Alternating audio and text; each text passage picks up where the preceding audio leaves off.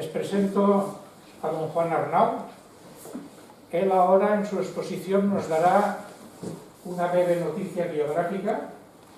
¿Por qué, Juan, llegaste a la India? ¿Cuál es tu inquietud? Anécdotas de la India. Él es astrofísico y por circunstancias de la vida pues siguió otro camino. Su familia es de aquí, Valencia. Su bisabuelo fue el arquitecto que construyó el edificio vecino, la Basílica de San Vicente Ferrer. Juan es autor de numerosos libros, aquí tienen. Si al final de la conferencia alguno desea comprarlos, pues se viene aquí. Y en fin, esta es una conferencia de la Asociación Amistad Judeo-Cristiana. Realmente esto del hinduismo poco, en principio, tiene que ver con las relaciones judeo-cristianas. Juan ya en su día nos dio una conferencia sobre Cábala. Ahora nos va a dar una conferencia sobre el tema que es su afición, su vocación, y también te pido que nos digas diferencias y similitudes entre la religión monoteísta, el judaísmo y el cristianismo y los conceptos en la India. Juan, ya cuando tú quieras. Muy bien, yo creo que me voy a levantar, no falta micro, ¿se oye bien? Yo creo que es más dinámico si me levanto. Bueno, muchas gracias Paco por la invitación. Siéntate, Natalia. Es un placer estar aquí de nuevo. La última vez que estuve aquí hablamos de Isaac Luria y la cábala de Safed, que es un tema fascinante. Es una cábala que ocurre en Safed, en Palestina, en el siglo XV. Y hay un tipo que se llama Isaac Luria fascinante.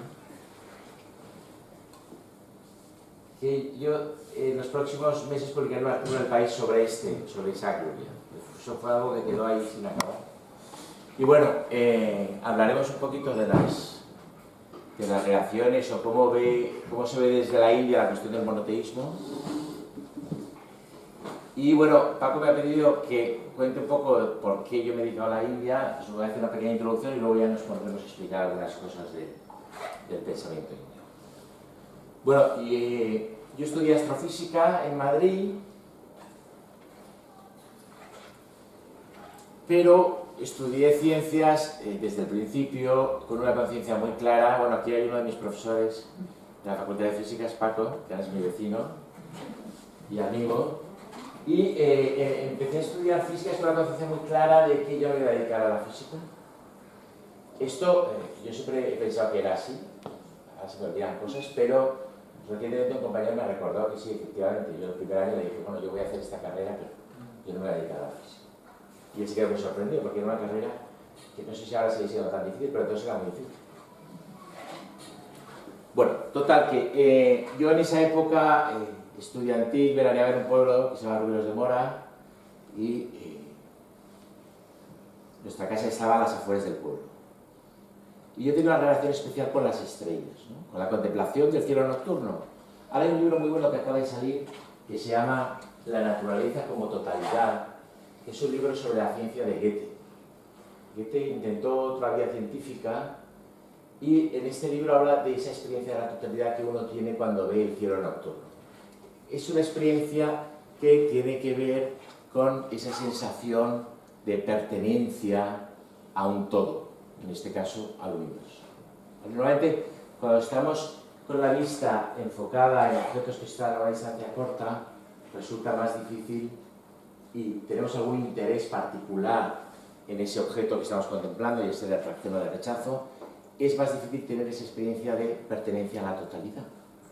Y Bortov, que es el autor de este libro que os menciono, insiste en que una de las situaciones donde esa experiencia de la totalidad puede ser más accesible es esa contemplación del cielo nocturno, ¿no? Esa sensación de pertenecer a algo.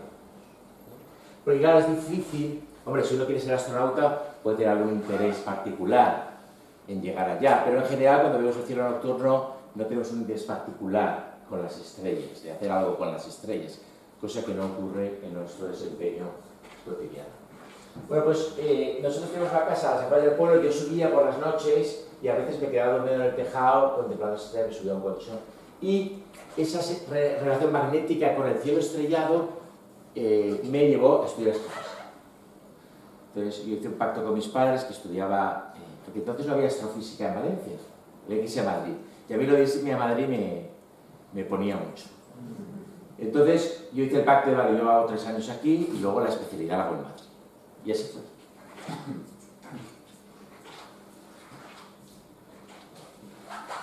Pero la imagen que la astrofísica me daba del universo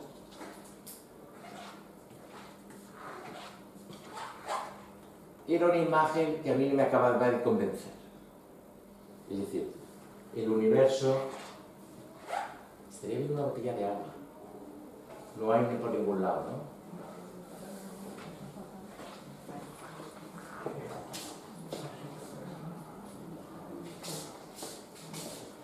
Perdón, que de repente se me ha secado mucho la boca.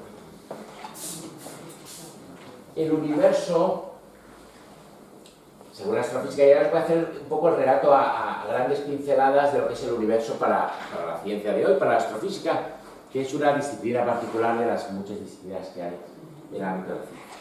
El universo para la astrofísica es un largo proceso que se inicia hace 15.000 millones de años, con una gran explosión, que no sabemos muy bien por qué ocurre, que no hay un mito asociado a la explosión del Big Bang, simplemente es un hecho, hay una gran explosión.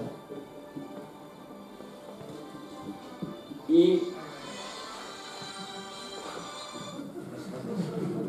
la explosión, y conforme ocurre la explosión, inmediatamente después de que ocurra la explosión, el universo empieza a expandirse y se empieza a enfriar. ¿Vale? En los primeros 3 minutos del universo hay un libro famoso de Stephen Weinberg, que se llama Los 3 primeros minutos del universo, en el que en el que explica cómo qué ocurre, o sea, por qué son tan decisivos esos 3 primeros minutos de vida.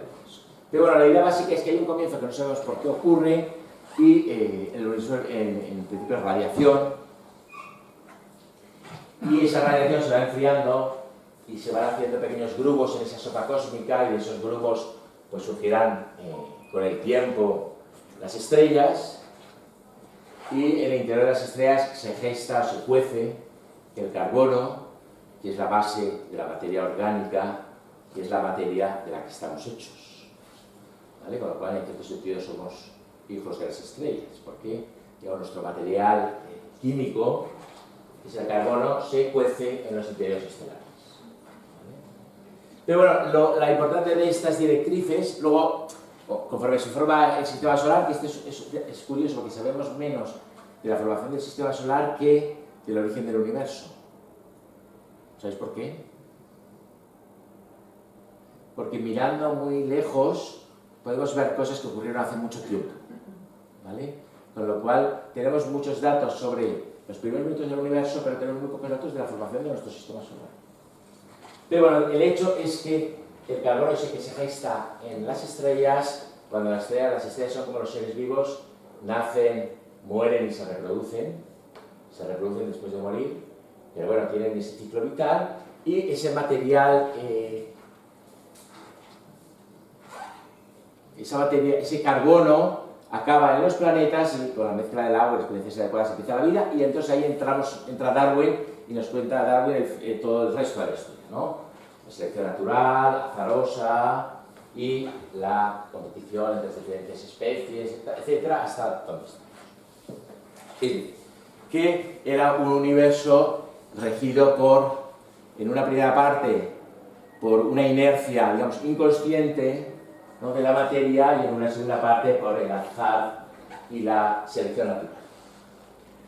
Esta es la imagen del universo, entonces nosotros estamos aquí en el universo y ahora le han dado el premio Cervantes a un poeta, que yo creo que es un buen poeta, Paco Brines, y pues alguien muy notorio en esta comunidad ha dicho que Paco Brines nos enseñó que el hombre es ese ser, es ese paréntesis entre dos nadas, ¿no? Y refleja muy bien la mentalidad moderna que nos ofrece ese relato cósmico y luego la evolución darwinista.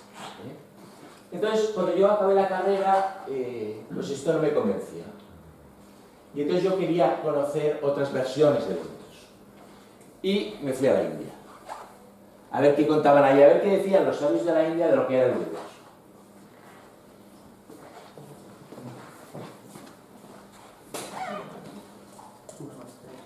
Nada más. ¿Y por qué me fui a la India? Pues no lo sé, porque yo no era el perfil, yo no reunía el perfil del que se va a la India. El que se va a la India en general es alguien que bebe té, que va con túnicas, que hace yoga, que normalmente es muy delgado, ¿no? Puede ser vegetariano, yo no, yo bebía, no era vegetariano, me gustaba el fútbol, o sea, no tenía el perfil del que se va a la India, pero tenía ese magnetismo por dentro. Y yo entonces, después de acabar la carrera, había estado un tiempo navegando, pero entonces era guionista, trabajaba como guionista. Series, entonces no había tantas series de televisión, pero había algunas. Y yo trabajaba como guionista para Antena 3 y hacíamos nuestros propios proyectos cinematográficos en Madrid, con una serie de amigos, hacíamos pequeñas películas.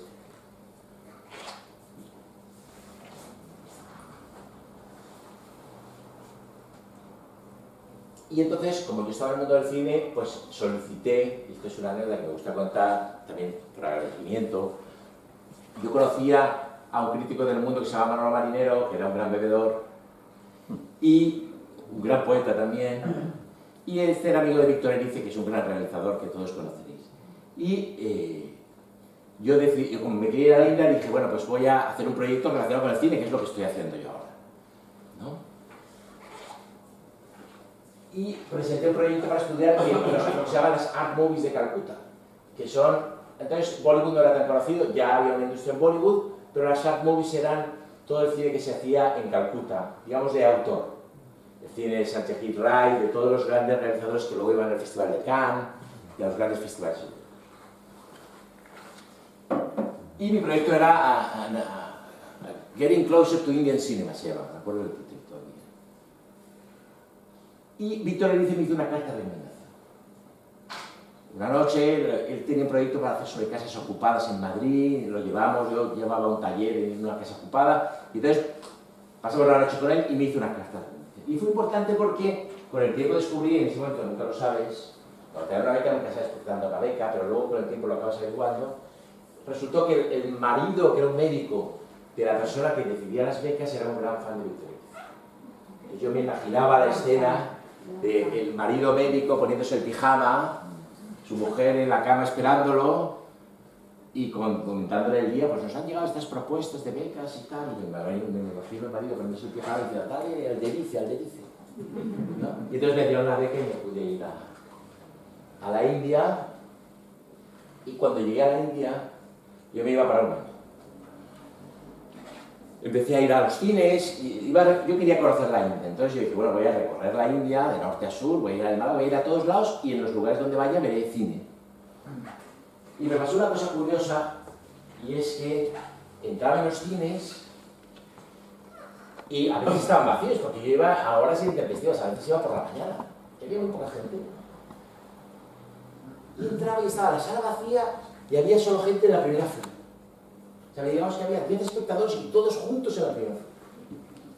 Y yo, como buen antropólogo, dije, esto tiene una significación, porque la percepción india de la pantalla, quieren estar inmersos en la acción, etcétera, etcétera.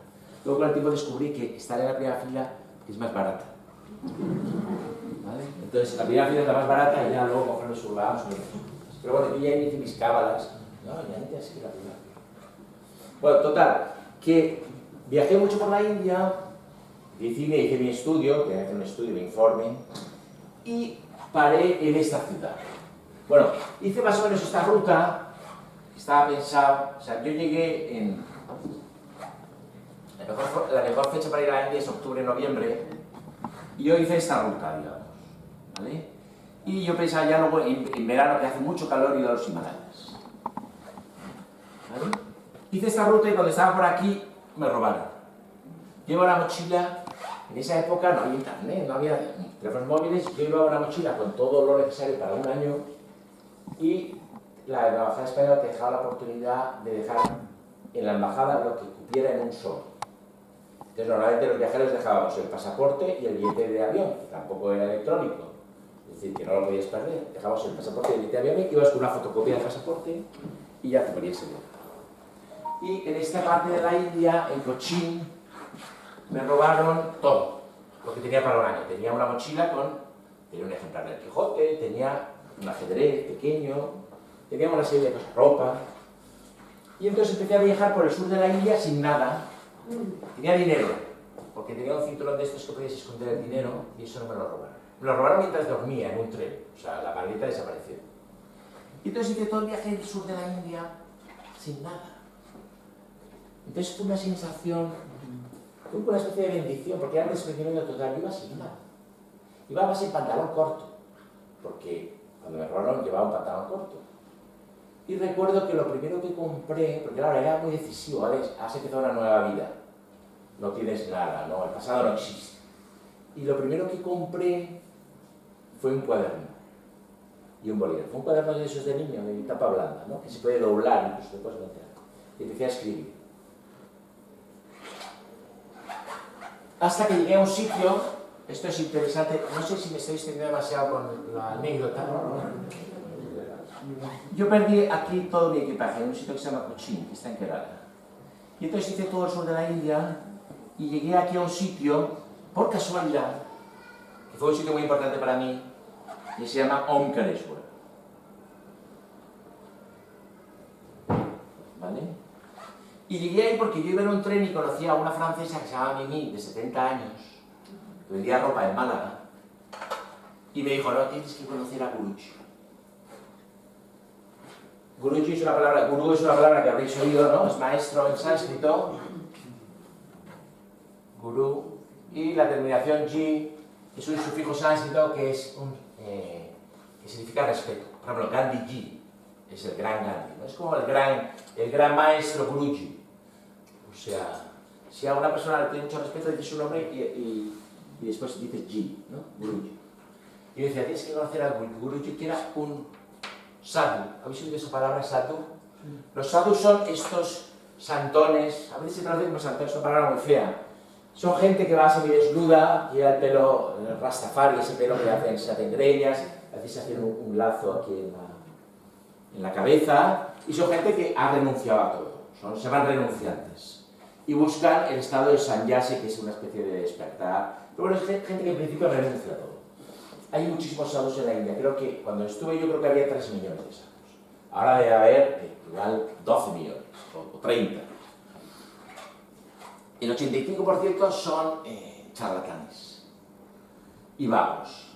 Es gente que ha nacido pobre y entonces, bueno, como en la India se respeta al renunciante, ellos renuncian a todo, que es renunciar a nada, porque no tienen nada.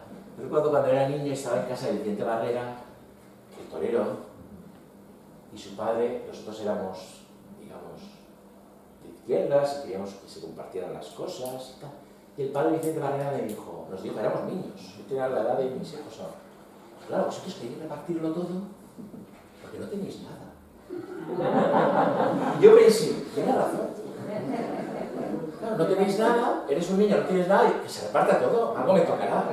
Bueno, pues estos sadhus cultivan el desprendido, muchos de ellos son grandes fumadores de charas. Charas es una especie de hachís que se cultiva en el Himalaya. Pero hay unos cuantos que son realmente gente que ha, como dicen ellos, penetrado en la esencia de la realidad. ¿Saben? Nosotros no sabemos lo que es este mundo. Tenemos suposiciones, tenemos creencias, tenemos sospechas. Hay gente que piensa que no, es una carrera a ver quién se hace rico antes, hay gente que piensa que... Hay muchas versiones de la realidad. Pero en la India hay la conciencia muy clara de que hay algunos renunciantes que han penetrado y saben qué es esto del mundo, qué es esto de la vida. ¿Vale? Y entonces en Omkareshwar yo ahí conocí a un tipo, que era Guruji, que podía saber algo. ¿Por qué sentí que podía saber algo? Y estos fueron unos de los momentos clave de mi estancia en el mundo. Él regentaba un ashram. Un ashram es un lugar, digamos, de retiro y de meditación. Pero era un ashram particular, era un ashram donde iban sadhus de toda la India que iban de peregrinación y se alojaban en el ashram. Es decir, No era un ashram para gente, digamos, civil, sino era un ashram para sadhus, para estos santones que van desnudos. ¿Vale? Porque Omkareshwar en la India hay, y esto es un viaje muy interesante, que si alguien quiere ir a la India y tiene tiempo, recomiendo que haga.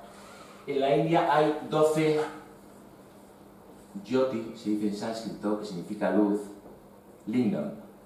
Lingam es un símbolo religioso que representa la energía creativa de Shiva, que es un dios hindú. ¿Vale? Es el falo, de hecho, Lingam significa falo. También significa signo, pero bueno, tiene muchos significados, pero uno de los signos es falo. Es un falo, ¿vale? Es un símbolo del neolítico, sagrado del neolítico. Y ahí hay 12 Jyotirlingas que son los lingam de luz. Y esos lugares son lugares de peregrinación.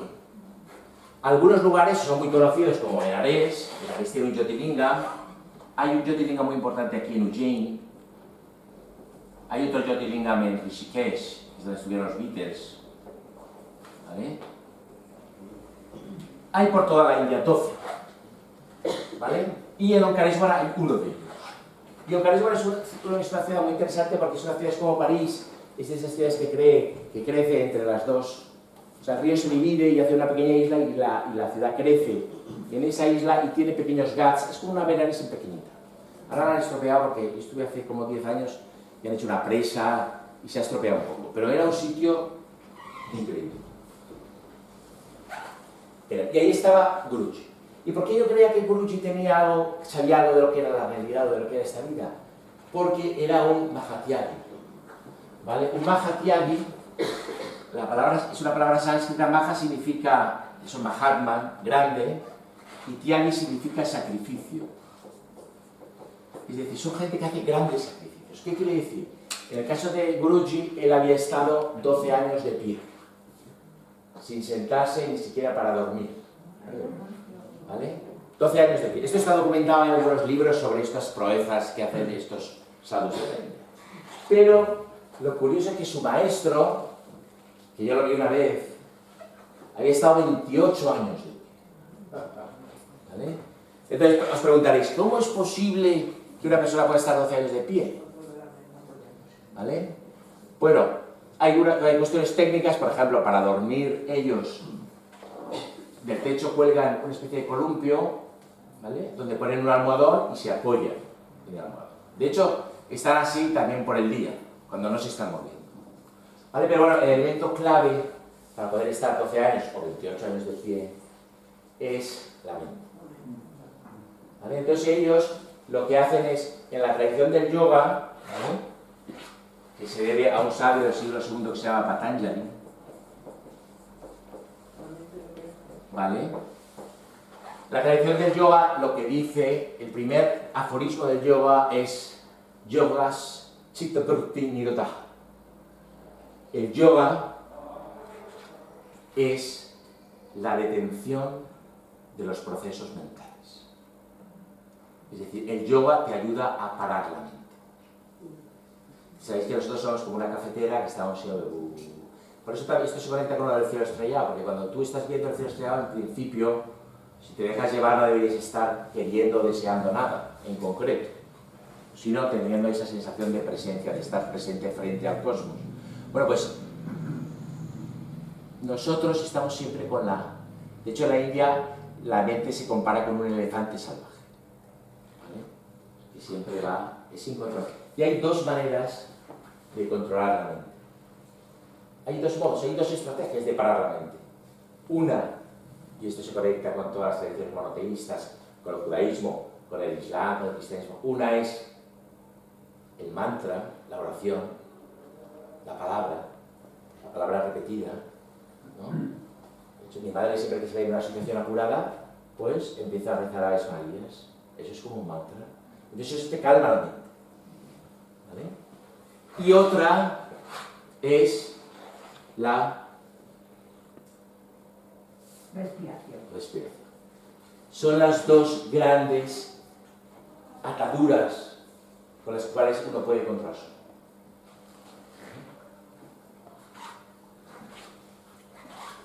Entonces, Guruji había estado 12 años de pie recitando un mantra, había paseado su mente. ¿Vale?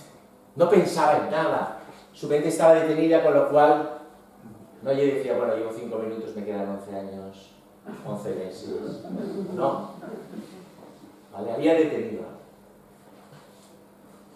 Es gracioso porque él además era un muchacho, entonces era mayor que yo, luego lo vi muchos años después, pero era un muchacho oscuro de Bombay, que además luego él me dijo que él se había propuesto hacer este gran sacrificio, porque esto en la India se respeta mucho, y era una manera de trepar o de medrar, digamos, en la escala jerárquica de la espiritualidad hindú. Es decir, que él reconocía sus propios sacrificios, yo no tenía nada, yo quería ser alguien, y ahora, cuando yo lo conocí, tenía su propio ashram, que él dirigía, y había un debate muy interesante, porque yo llegué a ese ashram por una, digamos, caí como en gracia en ese ashram, por una cosa muy particular, por dos cosas. Es decir, yo me hice muy amigo de él, que él me acogió, ahí había mucha gente.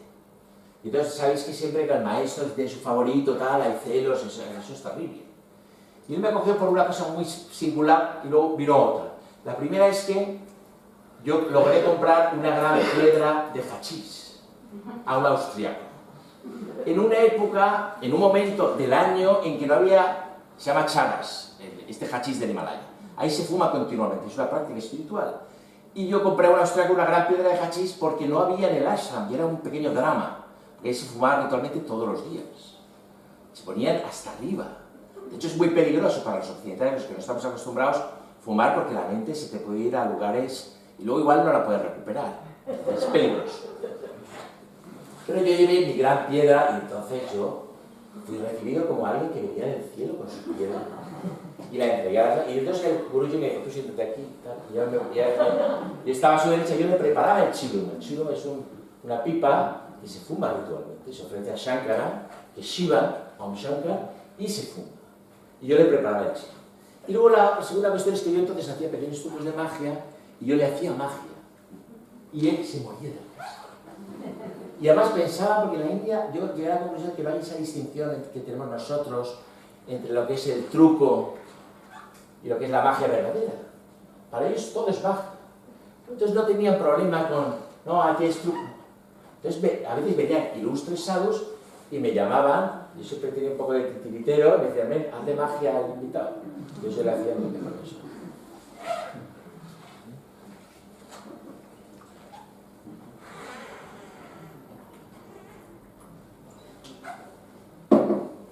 Y este hombre me dijo, y estuve un tiempo con él, 2 o 3 meses. Además, el ashram estaba en un lugar precioso, donde viene el río en una montaña. Y él me dijo una cosa que a mí me confirmó mis sospechas de que él había penetrado en la naturaleza de la realidad. Y una de ellas fue, mira, lo que he logrado yo se puede lograr en 6 meses con 3 horas de meditación al día. Es decir, el tipo había estado 12 años de pie y le estaba diciendo a un occidental que lo que había logrado, que él me lo podía enseñar y que requería 6 meses, 3 horas de meditación. ¿Qué pasó? Que yo, pues, claro, tenía una beca, tenía unas fechas y me asusté. Porque yo dije, si aprendo esto ya nada de me regresa. Ya me quedo aquí, ya no regreso. Entonces yo en ese momento le dije a Guruji, ¿y qué hago con mi madre? Yo entonces era libre, no, soltero, no tenía novia ni hijos. ¿Qué hago? ¿Qué le digo a mi madre? Y entonces él entendió que yo me tenía que ir. Me fui, pero me fui casi huyendo.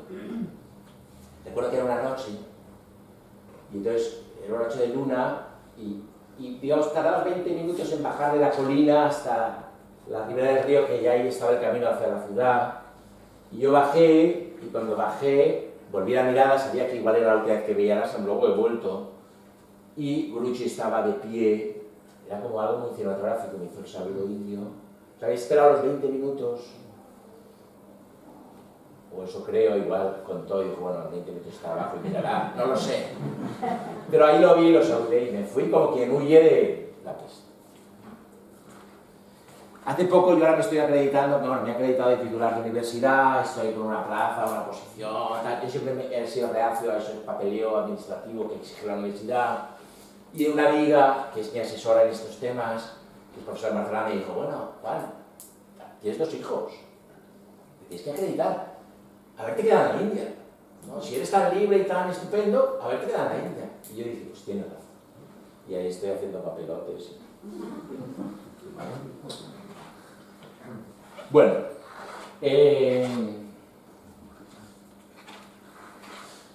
después de estar en Oncares, ¿cómo? ¿Alguien ha dicho algo? Después de estar en Oncares, este es un momento importante en mi vida profesional porque voy a Benarés y ahí conozco a una persona que va a ser muy importante en todo lo que he hecho después, que es Óscar Pujol, que es un sánscritista catalán que ha estudiado en la India, ha estudiado en Benarés el grado y el doctorado y está elaborando un diccionario de sánscrito, el primer diccionario de sánscrito que se ha publicado en España. Pero entonces lo estaba haciendo, ese diccionario ya está publicado.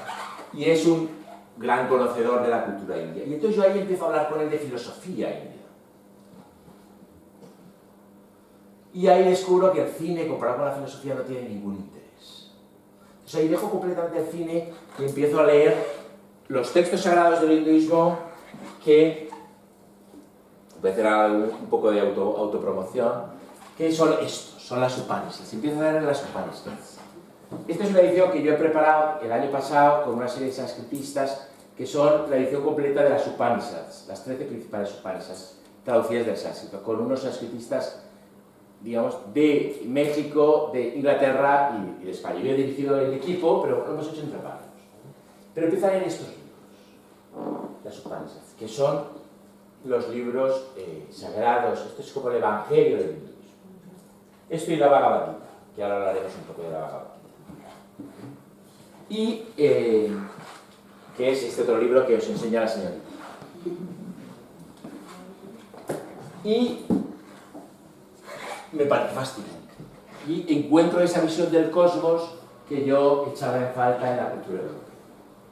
Y entonces ahí es donde decido dedicar, esto se va dando a lo largo de la vida, porque yo esto se lo digo a mis estudiantes, es decir, los momentos decisivos existen en la vida, pero luego no hay que impacientarse, eso va decantándose poco a poco.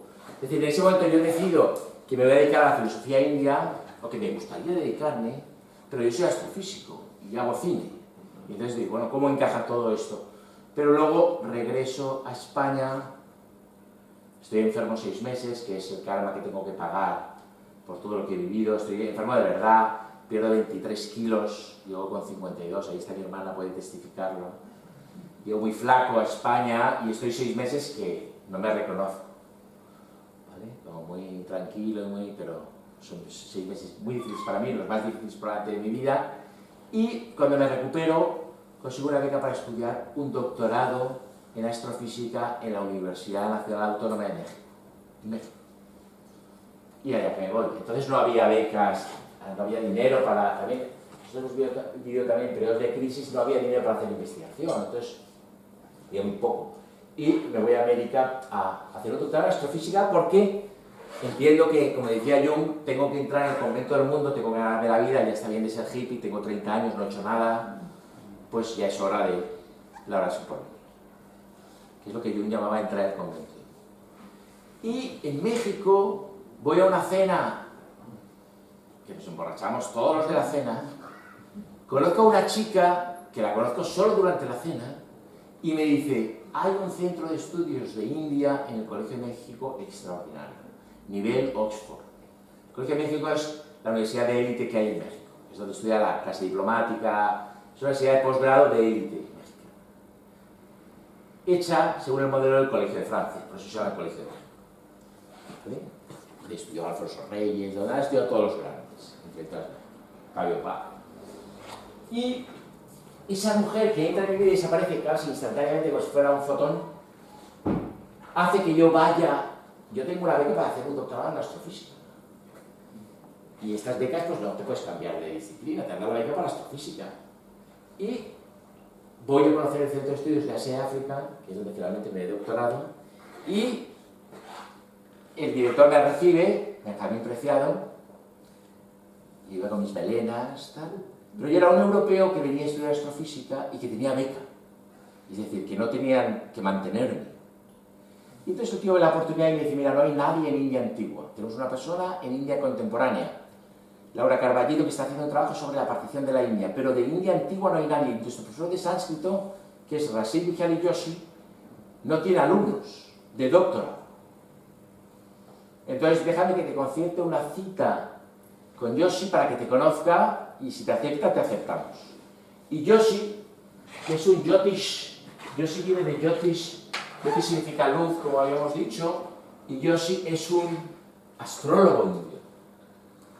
Astrólogo según la tradición astrológica india. Y un sabio, y es Premio Nacional de Poesía Sánscrita, es un sánscritista muy reputado. En ese momento tiene 72 años. ¿Vale? Estuve en la India el año pasado y lo vi por última vez, murió hace muy poco. Y murió como un santo. Ahí cuando mueres como un santo te hacen grandes. Y ahora, como hay vídeo de todo, yo asistí casi a su funeral en vídeo, me mandaba su hijo de 70 años ya, que es profesor de sánscrito también. Bueno, entonces Joshi me ve, ellos te ven un poco, Laura, y me acepta. Y entonces queda la tesitura de cambiar de doctorado. Entonces yo ahí tuve suerte y un poco de tristeza, porque lo que hago es no pido permiso. A mí me pagaba la Agencia Española de Cooperación Internacional. Y lo que hago es, hago todo el papeleo, es decir, carta de rescisión del doctorado de astrofísica, carta de admisión, tal. Hago todo el papeleo y lo mando a España diciendo, me he cambiado de doctorado. Entonces el funcionario de turno llega y ve los papeles y ve que están hechos. Y ve que no tiene que hacer más. Y entonces dices, vale. Porque si dice no, entonces tiene que hacer más papeles. Porque ya me han sacado del doctorado, me han aceptado en otro. Entonces, digamos, intuyendo la reacción del funcionario de turno, logro cambiar de doctorado y desde entonces, hasta ahora luego me voy a la Universidad de Michigan, porque conozco en la Casa del Tíbet de México, conozco al que va a ser mi director de tesis, que es un profesor de Puerto Rico, se llama Luis Gómez, un gran sabio. Voy a una conferencia, oigo la conferencia y digo, yo quiero trabajar con esta persona. Y luego, pues hago un poco también la locura de cogerme una mochila y irme a Estados Unidos sin visado. Me llamo a su puerta, como se hace en la India, porque en la India tú vas a buscar al gurú y te vas a su cueva. Y lo primero que te dice el gurú es, bueno, ven, ve a coger leña, ¿vale? Para el fuego, tráeme agua, te empiezan a encargar tareas. En función de cómo tú vas reaccionando, pues te da instrucción o no. Pues yo voy con mi mochila y toco. Al principio se asusta un poco, ya nos habíamos conocido en México, de repente este español viene aquí, con la mochila, sin visado, etc. Y bueno, finalmente entro en el programa de doctorado, etc. Ya está. Vale.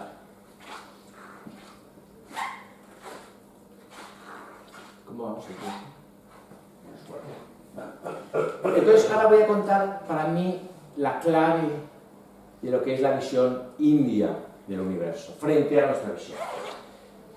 Para nuestra visión occidental, la conciencia, hoy oficialmente en la ciencia mainstream, se dice, en la ciencia dominante, la conciencia es lo que se llama técnicamente en las neurociencias un epifenómeno del cerebro. ¿Qué quiere decir esto?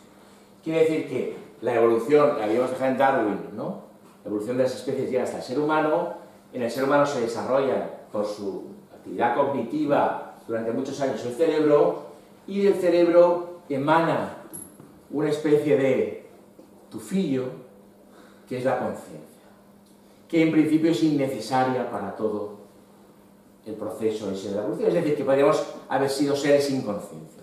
Conciencia no conciencia moral, por supuesto, sino conciencia en el sentido de ese saberse ser, ese saber que estamos aquí, que estamos vivos, ese sentido de la propia presencia en el universo. ¿Vale? Es decir, la conciencia yo siempre digo que es un invitado tardío en la fiesta de la evolución. Es un invitado tardío y además que llega borracho, que no lo quieres en tu casa. ¿Vale? Porque sería mejor, encajaría mejor dentro del universo mecanicista de la conciencia mainstream que no hubiera conciencia. Pero hay este fenómeno. Y esto ha durado hasta hace muy poco. Ahora las neurociencias es como la ciencia más de moda, están muy perdidos, pero es la ciencia más de moda y la que tiene más recursos. Fijaros que no hay, yo estoy haciendo trabajo con un neurocientífico que dirige un laboratorio en la Universidad de Alicante y no hay, me dice, no hay una carrera de neurociencias. Este neurocientífico es físico teórico. Físicos teóricos son en general los más inteligentes y los más filósofos entre los físicos. Este físico teórico, pero en las neurociencias hay matemáticos, hay biólogos, hay médicos, hay estadistas, gente que hace este libro y hay físicos, físico. Pero no hay una carrera que sea alemán. Ahora sí, si tú publicas, porque vamos a hacer un libro conjunto, y el editor te dice, no, conviene que esté la palabra cerebro en el título. Porque todos los que tienen palabra cerebro en el título se venden muy bien. ¿Vale? Que es la editorial Caídos, que es una editorial prestigiosa. O sea, que tratar de poner cerebro en el título. ¿Vale? Pero nosotros somos de los que pensamos que el cerebro es parte de la mente, es decir, la ecuación en el mundo de hoy es que mente es igual a cerebro. De hecho, se habla de cerebro más que de mente, ¿vale? Mientras que en nuestra visión, si esto es la mente, el cerebro es una parte de la mente. Es decir, es un objeto que la mente imagina o percibe, o que forma parte. ¿Cuál es la visión? ¿Cuál es la esencia de esta visión india? No me voy a extender mucho más, dejaremos un rato para preguntas y cuestiones. ¿Cuál es la esencia de esta visión india? Que está en la Bhagavad Gita y que está en las Upanishads. La esencia de esa idea es que este universo es la consecuencia o el resultado o en sí mismo de dos principios fundamentales, que ellos en sánscrito se llama Purusha y Prakriti, que podemos traducir como espíritu y naturaleza. Y que en el contexto de las neurociencias actuales este espíritu lo podríamos llamar conciencia. De hecho, el Purusha es la conciencia original. ¿Vale? Es decir, este universo es el resultado de una relación magnética, amorosa, no es un dualismo, porque esa relación entre esos dos principios es magnética, es una relación positiva entre la conciencia y la naturaleza. ¿Vale? Una especie de relación erótico-magnética entre esos dos principios. ¿Vale? La naturaleza es una naturaleza proteica, es una naturaleza en plena transformación continua, es decir, en la naturaleza no hay ni siquiera, esto lo explica muy bien un budista que se llama Nagarjuna en un libro que se llama Fundamentos de la Vida Media, en la naturaleza no hay ni siquiera objetos. ¿Por qué no hay objetos? Porque no hay nada que se esté quieto. No hay nada que no esté en proceso de transformación. Es decir, en la naturaleza, A igual a A, que es el principio de identidad, que es la base de la lógica, es falso. No hay nada que sea igual a sí mismo. Nada es igual a sí mismo porque todo vive en el tiempo. Marta no es igual a Marta porque Marta vive en el tiempo y es un proceso en continua transformación. Yo no soy igual a mí mismo antes de empezar la conferencia que cuando la acabe o en este minuto o en el... Es decir, entonces en ese sentido no hay objetos, es decir, no hay nada que se esté quieto. Como diría Nagarjuna, no hay móvil sin movimiento, no existe el móvil. Cuando nos decimos el objeto, el átomo A va de aquí a acá, no hay ese objeto, porque ese objeto está en plena transformación. Y lo más importante, y esto tiene que ver con la física, ahora estoy leyendo mucho física porque voy a escribir un artículo sobre Niels Bohr, que es el gran creador de la física cuántica. El gran problema de la física siempre ha sido el movimiento. Cuando Newton hace sus Principia, Newton, para poder explicar el movimiento, dice, bueno, tenemos que postular un espacio y tiempo absoluto, es decir, una cuadrícula, ¿vale?, de espacio y de tiempo absoluta, que no cambie, donde yo pueda decir, esta partícula está aquí, va aquí. Pero es un postulado. Newton sabe que no existe ese espacio y tiempo absoluto. ¿Vale? Lo mismo pasa con la física cuántica. ¿Vale? Y con la relatividad, Einstein lo que hace es, coge las dimensiones del espacio y dice, bueno, el tiempo es una dimensión más del espacio. ¿Vale? O sea, todo el problema es que los físicos no han encontrado nada que esté quieto en el universo. Con lo cual, si nada está quieto, y esto es un hecho que se podría afirmar y que yo creo que cualquier físico, incluso el más recalcitrantemente mecanicista, materialista, admitiría, si no hay nada quieto, el movimiento siempre es relativo. ¿Vale? Y no podemos saber lo que es. ¿Vale? Es decir, no es solo que Federico vaya de aquí a acá, es que Federico en sí mismo ya está transformándose, pero de aquí a acá no podemos sujetarlo. Al principio se hizo con las estrellas fijas, luego se ha hecho con el átomo de cesio, bueno, hay diferentes métodos para medir el espacio-tiempo, pero se ha visto que... Entonces, en la India siempre tuvieron muy claro que ese principio que se llama prakriti, la naturaleza, es pura transformación, donde no hay nada quieto. Lo único que hay quieto, y ese es, digamos, el tiempo evolutivo, el tiempo que transcurre, el tiempo que fluye. Lo único que hay quieto es el Purusha, es el espíritu, que carece de contenido, que está misteriosamente imbricado en ese proceso continuo de transformación que es la naturaleza. Es decir, el Purusha no está fuera del universo, no es un Dios, un señor con la barba que nos mira, no. El Purusha está aquí y está imbricado con esa transformación continua que es la naturaleza. ¿Qué tenemos que hacer para conocerlo? Y eso se conecta con lo que hemos dicho antes. Parar la mente. Sentir la presencia del Purusha. ¿Cómo podemos parar la mente? Con la respiración y con la palabra. O contemplando el cielo nocturno en una noche estrellada. Muchas gracias.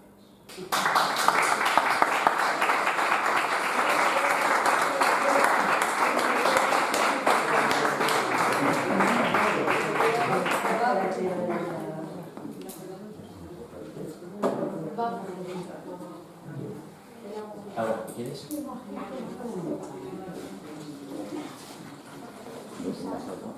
Es al monoteísmo ya. Sí, pues eso te iba a preguntar. Yo, acostumbrado al concepto del monoteísmo judeo-cristiano, Claro. todo esto me... Claro. Vamos a ver, en la India no hay esta idea de lo que llama el señor de la barba, ¿no? Es decir, el universo en la India es eterno, nadie lo ha creado, nunca empezó, ¿no? Es un universo cíclico, es un universo pulsante, y se parece también a algunos modelos cosmológicos modernos, donde hay un Big Bang, luego hay un Big Crunch, el universo se detiene y se vuelve a contraer y es como un corazón pulsante. ¿No? Pues es ese tipo de universo cíclico donde hay un comienzo, donde no hay la necesidad de un creador. Hay unos textos muy antiguos del año 1800 a.C., que es el Rig Veda, es el primer gran texto de la tradición védica, donde hay un poema del Rig Veda que se llama Ka. Ka en sánscrito significa quién. Y entonces el poeta de forma muy lírica dice, ¿quién creó este universo? ¿Quién tal? Que quizá él lo sabe, quizás... Y el poema termina diciendo, quizá ni siquiera él lo sepa. Y el gran Dios creador, que es Brahma, la figura de un Dios creador lo tiene, pero esa figura de un Dios creador no es una figura que sobrevuela o está por encima de todas las demás, sino es un actor más en esa transformación continua que es la naturaleza. De hecho, los budistas dicen, no, Brahma cree que ha creado el universo, pero es una ilusión, en realidad no lo ha creado, él es consecuencia de otras fuerzas, de otras samskaras, de otras tendencias latentes, ¿no? Él cree que es el creador, pero en realidad es una ilusión. Entonces no hay esta idea del creador, ¿vale? El universo es una manifestación divina de lo divino, pero no necesariamente con un creador. Es una manifestación, es el juego de la conciencia y la naturaleza. Es ese juego que ha existido siempre y siempre existirá, ¿vale? Y es un juego donde en algunas cosmologías el universo se despliega y luego se recoge, y luego está dormido un tiempo y luego se vuelve a desplegar. Es lo que ellos llaman el sueño de Vishnu. Es decir, Vishnu sueña el universo, pero hay un momento en que Vishnu cae en el sueño profundo. El sueño profundo es un sueño sin sueños. Es ese sueño que es plena oscuridad, donde no ocurre nada, ¿no? Pues esos son momentos, es lo que se llama el universo avyakta, que es un universo inmanifiesto. Y luego se vuelve a manifestar, ¿vale? Pero no hay esta figura de un creador. Aunque, por supuesto, en la India, pues, en el siglo XI llega el Islam y, digamos, formas de monoteísmo también llegan los cristianos, ¿no? Con Francisco Javier. Hace poco voy a contar esta anécdota porque me parece divertida. Estuve comiendo con el embajador de la India la semana pasada en Madrid. Entonces voy a un restaurante indio que se llama Swagat, que está en la calle Diego de León, cerca de Riquelme. Y entonces yo voy con mi maletita y esa misma tarde, después de la comida con el embajador, me vuelvo a Valencia. Y entonces me apetece darme un paseo por el Retiro y no quiero llevar la maleta. Pero el restaurante está cerrado. Tengo 2 horas. Y entonces enfrente hay una iglesia, que es la iglesia, creo que de la Asunción. No sé si la conocéis. ¿Alguien conoce Madrid esa zona? no sé si de la Asunción o la Inmaculada, una iglesia blanca, neogótica, parecida a los dominicos. Y entonces yo digo, bueno, pues voy a esconder la maleta en la iglesia. Estaban en misa, que luego pensé, bueno, lo importante es que no la descubra porque igual se llevan un susto. Entonces lo hago, pero si la dejo bien escondida y nadie la ve, no pasa nada. Entonces veo un confesionario de esos antiguos, la meto y la meto debajo. No se ve. Y me voy a dar mi paseo por el retiro. Pero cuando voy a salir de la iglesia, el cura dice, hoy es el día de Francisco Javier, el jesuita que llevó el cristianismo a la India. Es decir, yo que vengo de la familia cristiana, voy a comer con el embajador y entro a la iglesia a dejar mi maleta porque quiero darle un paso por el retiro, y es justo el día de Francisco Javier, que fue hace poco. Y nada, luego todo fue bien, luego regresé, había otra misa, ya me había enterado por el que vendía flores fuera, que había otra misa a la hora que convenía, entonces cogí la maleta. Pero bueno, esas coincidencias, ¿no? Pero no hay esta idea del monoteísta, en la India en general la filosofía es pluralista, es como la filosofía de Leibniz. Es decir, hay muchos... no hay una única conciencia original. La conciencia está en juego en todos nosotros, está en juego en ti, en todos. No hay una gran conciencia, no. Está imbricada con lo vivo, con esa transformación del mundo.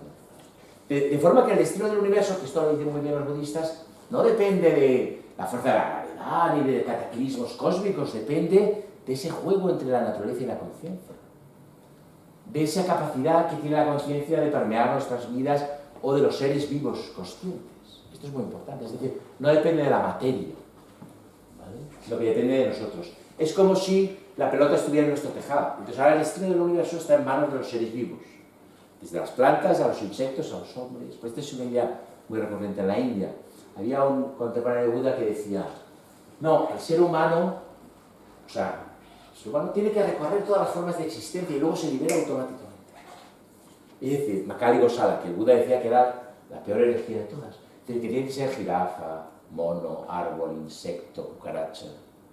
Y cuando ya han sido todos, que creo que hay 108.000 formas de existencia, catalogaban los antiguos pensadores indios, cuando han sido las 108.000, por eso hay que respetar luego a la hormiguita, porque puedes ser tú, porque tú has sido hormiga o vas a ser hormiga. Y luego... Pero bueno, la idea esencial es que no hay una gran conciencia, sino que la pelota está en el tejado de todos los seres vivos. No, ahí yo creo que a raíz de esa pregunta encajaría muy bien el libro que prologaste sobre Patanjali y Spinoza, que Sí. nos uniría un poquito con el juego de la asociación, no sé, cristiano-judaica, ¿no? Y que yo creo que ha hablado un poquito de esa imagen que comentabas también al principio, ¿no? De Patanjali, de Prusa, ¿no? Y la imagen de Spinoza de un Dios trascendente a lo mejor más... Claro, bueno, Spinoza lo que pasa es que es un pensador muy judío. Y luego también es un pensador muy cristiano. Esto es algo que nos ha dicho porque no está de moda. Pero Spinoza hay un momento de su vida, ahí se cuenta en el libro, en el que él se junta con cristianos. Cuando él deja la sinagoga, él se junta con cristianos, que serían unos pocos cristianos, digamos, heterodoxos o libertarios. Pero él se junta con un jesuita que se llama Van de Menden, que hace teatro y que es un ex jesuita rebotado, es un anarquista. Pero luego se junta con cristianos de base, digamos, heterodoxos, ¿no? Pero esto, como Spinoza, luego una parte del pensamiento marxista se la apropiará, ¿no? Pues eso no se cuenta mucho, ¿no? Tenía una pregunta, bueno, me surgió otra pregunta más, le hago las dos y la primera era, bueno, que a lo mejor tiene que ver una con la otra. La parte que decíamos, la respiración, ¿no? Y los mantras, y también lo que es qué peso tiene la devoción, ¿no? En esa quietud de la mente, puede llegar a tener la devoción. Claro, bueno, no he hablado de esto porque esto es uno de los grandes temas de la Bhagavad Gita, ¿no? Sí. Y la Bhagavad Gita básicamente tiene muchas enseñanzas, tiene esa enseñanza... Le digo Sí. la siguiente pregunta, por si acaso que la Sí. puede responder a la vez. En un momento veo también que se va bastante hacia la filosofía budista, ¿no? En esto bueno, sí, como que incluso puso Sakyamuni y Sí. Gautama. Entonces, ¿en qué momento también, bueno, esa devoción, como inspirada hacia un dios, que es algo muy hinduista, ¿no? Sí. Ya se reparte en algo en donde no hay existencia inherente, ¿no? Eso va hacia el budismo. ¿En qué momento eso se quiebre, ¿no? Vale. Bueno, la primera pregunta es que la devoción es muy importante en la India. De hecho, la Bhagavad Gita dice, bueno, hay tres formas de vida espiritual. Una es la vida de la acción, que es la vida del hombre de acción, de la mujer de acción, del empresario, del guerrero, que lucha, del deportista. ¿Vale? Eso se llama karma yoga, vida de la acción. Otra es la vida del filósofo, la vida del conocimiento, ¿no? Y otra es la vida de la devoción. Los tres caminos, cada uno debe seguir el camino que corresponde a su propia naturaleza, es decir, no hay un camino mejor que otro. Hay gente que naturalmente es devocional, hay gente que naturalmente es de acción, y hay gente que naturalmente es pensadora o filósofa. Pero al final la Bhagavad Gita dice, bueno, aunque todos son lícitos, el mejor camino es el de la devoción. ¿Vale? Y la devoción es un universo pluralista, es decir, cada uno tiene su Dios y no hay ningún problema con los dioses de los demás. Cada uno tiene su Dios y tiene su forma de representarse ese principio supremo. ¿Vale? Que en principio, para la tradición de las Upanishads, ese principio supremo es esa conciencia que está entrelazada con la transformación en la naturaleza. Pero estos pensadores que son capaces de esas abstracciones también son conscientes que hay gente que necesita representarse la divinidad de alguna forma concreta y específica. Y entonces están los devotos de Krishna, los devotos de Rama, los devotos de Buda, ¿no? Y el budismo hay un momento, el budismo se distancia, el budismo es una religión no teísta, yo nunca digo atea porque el ateísmo es un movimiento moderno y tiene un conjunto de creencias. Es una religión que no baraja la idea de Dios, ¿no? Pero es cierto que en el budismo hay un momento en que entra, cuando llega el budismo de la tierra pura, no sé si lo conocéis, hay un budismo cuando llega a China primero y luego llega a Tíbet, donde la devoción es fundamental. De hecho, porque había visto un documental del Tíbet, y todos esos rituales llenos de flores, llenos de incienso, eso, en principio, si el Buda lo viera, diría, os habéis despistado muchísimo, porque él rechazaba todo ese universo ritual brahmana. Pero el budismo ha seguido eso y se ha dado cuenta que la devoción es algo fundamental, ¿vale? Sobre todo la devoción popular. ¿Vale? Es algo que siempre ha sido respetado. Nosotros vivimos en un mundo, el mundo moderno occidental, donde la devoción es algo del pasado, o es algo estridente para muchas grandes mentes, ¿no? Yo recuerdo de toda mi vida, una vez en un viaje en autobús en India por la noche, que, para hacer una parada breve, yo salí, fui a mear a unos árboles, y cuando regresé, estaba el último que iba a subir al autobús, no sabía que yo estaba detrás. Entonces nadie le estaba viendo, y entonces el tipo se giró y saludó a la luna, en la noche. Yo asistía a un acto que era un acto íntimo, porque él pensaba que no había nadie. Va a ser un empresario, o ser un hombre de acción. Y entonces pensé, fíjate, aquí la devoción sigue viva, también pasa en Latinoamérica un poco, ¿no? Pero en Europa y en el mundo occidental es como algo del pasado, ¿no?